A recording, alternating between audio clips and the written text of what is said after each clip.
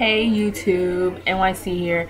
Um, so this video will probably be one of the realest videos that I do. As you can see from the title, it's my testimony, basically. My journey and struggle with anxiety. So I'll just get started with it. It's 2012, and last year, and it was March 8th, I believe, 2011. I was a senior in high school, and our teacher, one of our teachers, she was 27 years old. She just collapsed and died, and no one, well, us, we don't really know why. We didn't really know if anything was wrong with her. I mean, we assumed that afterwards there probably was something wrong, but of course we're her students. She's not going to tell us. So when my teacher collapsed and died, the minute I found out, that was the minute my anxiety started. Basically, the anxiety I was having was anxiety about death, and like unexpected death, because she died so unexpectedly. And I remember there was this girl, she was in my school, and she said that she saw these black crows, and she was like, every time I see black crows, someone dies. And then she got the news that my teacher had died, and like, I would literally live my days in deep anxiety. Like, I couldn't even really like focus sometimes in class. I couldn't. It was like not a minute that went by when I was not thinking, oh my gosh, am I gonna just collapse the way my teacher did? I would always see black crows, always. And I would be walking home from the bus, and I would be seeing black crows, and I would just be like, oh my gosh. It got so bad to the point where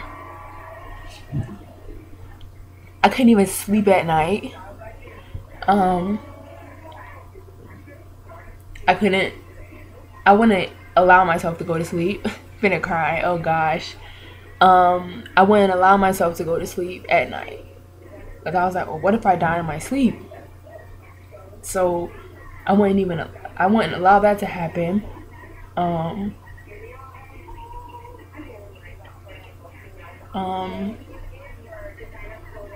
I literally had sleepless nights. There would be some nights where I didn't go to sleep until maybe like 5:30, and then would have to wake up like less than 2 hours later to get ready for class, to get ready for school. And I would just literally sleepless nights. I literally had sleepless nights. And once anxiety gets bad, like the worse your anxiety gets, that's when you start feeling the effects on your body. So I remember I would start having chest pains. I would start having like these tingling sensations. And like, I would ask my mom, like, what's wrong? Like, why am I having this? And she would always be like, it's not a big deal. And really turns out that it really wasn't a big deal. I was going through this because I was allowing myself to go through this. I was allowing the devil to grab a hold of me, and he did. He had a hold of me. And then also, I left this out. As soon as my teacher died, that's when Lent started. This was my first time ever doing Lent. You know, Lent is when basically it's like a time of focusing on yourself and your spiritual relationship with God, and recognizing like your sin and repenting for your sin and all that stuff. And so for Lent, I didn't do the whole food fast, I fasted from Facebook and Twitter, and I would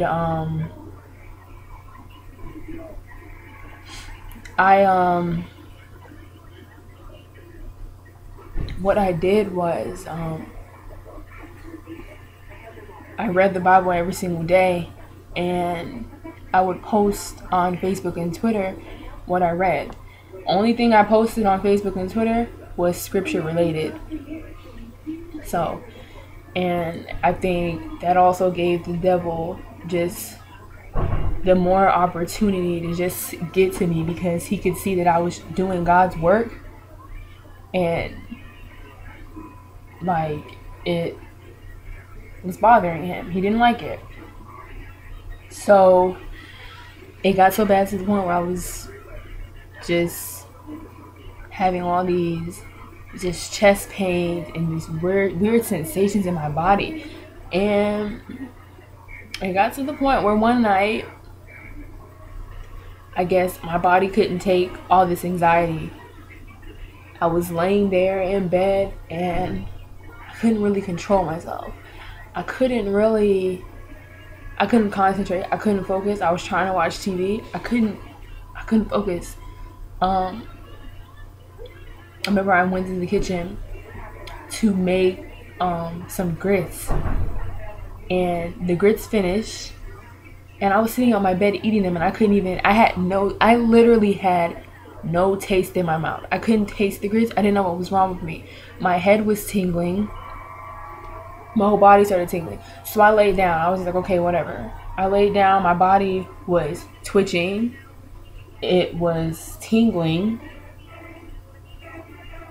My legs, it was like twitching, shakes, like everything. I didn't know what was wrong with me. And so I called my dad, and I was like, I called my brother, and I was like, Timmy, I don't know what's wrong. Like, I don't know why my body, I feel weird. I feel like something is wrong with me. So my dad took me to the hospital. When I tell you my anxiety was the worst in that hospital, when I tell you I was having thoughts like, okay, maybe that was the last time I was going to see my house. And when I tell you it was that bad, and nobody knows to this day really how bad that anxiety really was. That anxiety was so bad. And no one really knows, not even like my friends knew that I had anxiety, but they didn't really know how bad it really was. And when I tell you it was bad, it was bad. Like I couldn't focus. And it got so bad to that point where I had that anxiety attack. And the doctor called it an anxiety reaction. And he asked like, what's been going on, and I had to tell him about like school. He was like, that's probably a main factor of it. And I would talk to my dad about the thoughts I was having, and he would kind of be like, well, you have to learn to trust God, have to learn to keep your faith in God. And that was literally the hardest time of my life. And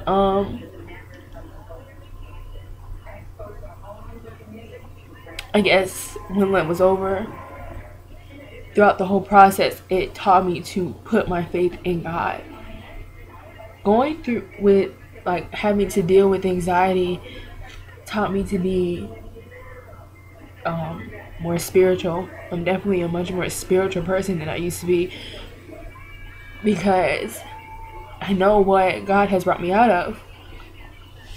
And it took a lot of tears for the anxiety problem to go away, and it isn't away. I still deal with it, because one thing about the devil is he uses the same tactics against you to try to get you and try to break you down. He uses the same tactics, and that's kind of how you know when it's the devil and when it isn't the devil, because the devil's going to use the same stuff against you.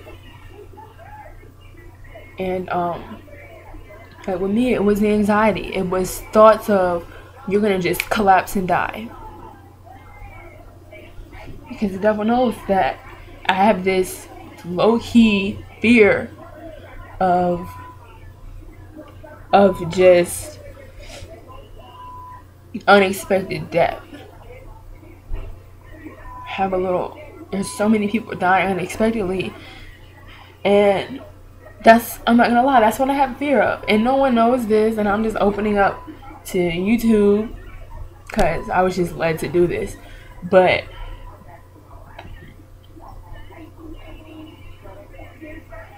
that's been my fear. And so, because the devil knows that he's using that against me, even to this day, to this second, while I'm making this video. And the thing is that I'm grateful because it has honestly made me a stronger person, and I know where my hope comes from, and I know who to put my faith in. That's why I got this tattoo that says walk in faith, because that's what I do. I walk in faith. I keep my faith in God and make sure that He knows, like, He knows what's best for me. And my whole life has changed. I'm trying to become a better person spiritually. I've been trying to change things in my life that I know I shouldn't. I used to want to join a sorority, and I decided I don't want to do that because I feel like, I don't know, there's worldly stuff and then there's like godly stuff. And that whole Greek life is like a life of the world. They party all the time, and I know they do stuff that gives back. I'm not trying to bash fraternities or sororities at all, because I know they give back. But there's also an aspect that I don't really agree with, and that's my opinion. Everybody has their own opinion. Everybody might not agree with this video, but I was led to do it, so I have to do it. And I've just had to deal with, a lot since that anxiety. But I don't know, I'm just trying to change my life for the better. I'm trying to become more positive. I'm trying not to, talk bad about the next person I see. I haven't been going out to clubs like that. I never really did go out, but being in college is like a whole new type of temptation that it's like everybody is doing this, so it's like you automatically want to just follow with the crowd. But honestly, being a Christian, you really can't follow with the crowd. You can't do what everybody else is doing. You can't go to a party just because, oh, well, this is the livest party of the year. Like, you can't do that. Stuff like that is not going to get you into heaven, and that's my goal in life, to get to heaven. That's my goal. I'm not trying to, live it up now and then suffer for it.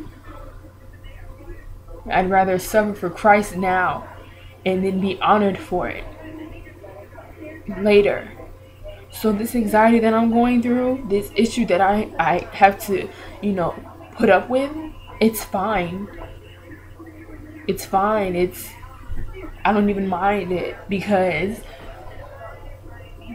it's making me a strong person. And it's, I walk around, in my videos and everything, I have a smile on my face because I'm happy, because I know that I'm blessed, and I know that I honestly, without God, I would be in somebody's mental hospital, shaking, taking pills, bro. Like, literally, it was that bad, and it could have been that bad. Doctor could have been prescribing me anti-depression or anti-anxiety pills. It was really that bad, but because I have God in my life, I'm a child of God, and I know that I'm covered. So it's like, well, why stress? Why get anxious? There's a scripture in Philippians 4, and it says, be anxious over nothing. Leave your cares with God. So that's what I have to do. And like I said, to this day, I still deal with anxiety, but it's like now I know that it's the devil. I was getting anxious before I even did this video, because I'm like, oh my gosh, well, what if I just die unexpectedly after this video? And it's not that I'm crazy. because everybody has their own issues that they deal with, but everyone is not real enough to admit the stuff that they go through. And I can't be ashamed of my flaws and the stuff that I go through. I can't be ashamed of it, because that's like being ashamed of the Father, because He allows you to go through this to make you stronger. So basically, to tie this all up, don't allow your struggles and your trials to become a burden and a clutch over your life. Don't allow the devil to have so much control over you where you can't function. You have to go through your trials and go through your tribulations and just walk in faith. You have to keep your faith in God. Like, okay, God, I know you finna make a way, so I can't even allow this to let me just break. I can't allow this to allow my life to crumble into pieces. I have to go through this with a smile on my face and know that in the end, this is going to make me a better person, because God is greater than any problem, any struggle, any situation, and you just have to know that. So I don't know, that's my testimony, and those are my words. Like I said, this is the realest video I'll probably ever do on YouTube, and everyone probably isn't gonna understand it and maybe not even agree with it. Some people honestly might agree with it. I'm not saying that they won't, but I just hope that you take something good out of this video. Just something good. Because I feel like people need to know the real side of other people. It's like, there's so much fakeness out there. There's very little real. And like I said, I'm not ashamed of what I've gone through. I'm not ashamed of being a Christian. I'm not ashamed of Christ. I love Jesus Christ, and I love God, and I know God sits high and looks low, and He knows all.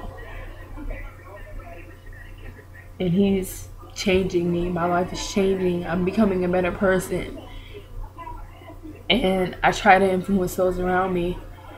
And I just try to be that. I just want people to see the light in me. I just want people to see something like, wow, that girl is blessed. I want people to see God in me. I want God to be able to work in me and work through me. So this is my video, and feel free to leave your comments, positive or negative. It's okay.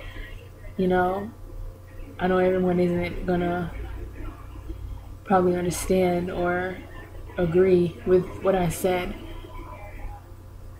but if you feel the need to ask me any questions or anything, just let me know. Leave it in the leave a comment, or you can even like send me a message. It doesn't matter. So I will come at you later. Bye.